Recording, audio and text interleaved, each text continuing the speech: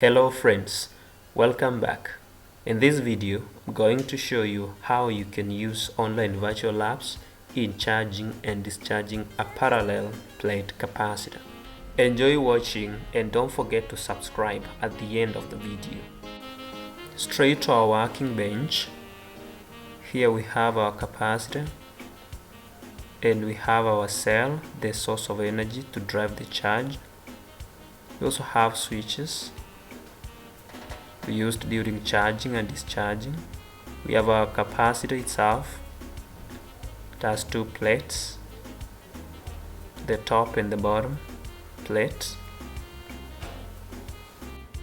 In charging the capacitor, the plates are connected to the source. In our arrangement, the top plate acquires a positive charge as the lower plate acquires a negative charge. Increasing the value of voltage increases the amount of charge on each plate.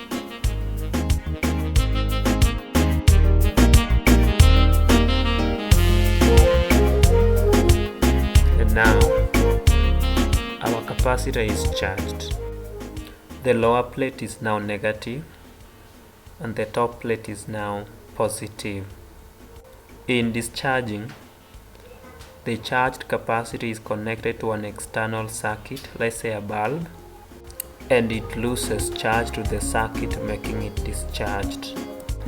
Reversing the terminals reverses the type of charge on the plates.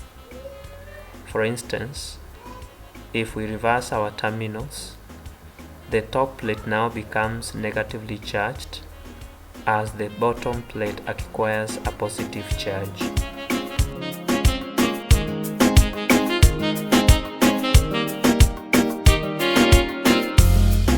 Current direction can also be included in the circuit.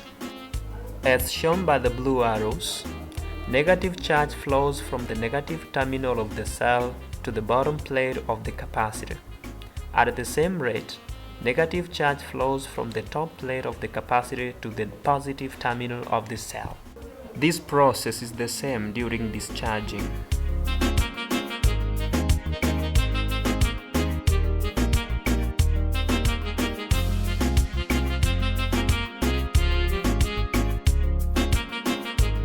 During charging and discharging, the capacitance of a capacitor remains the same.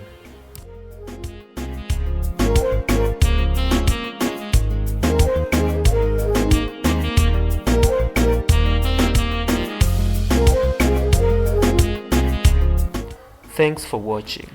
Don't forget to subscribe. See you in the next video.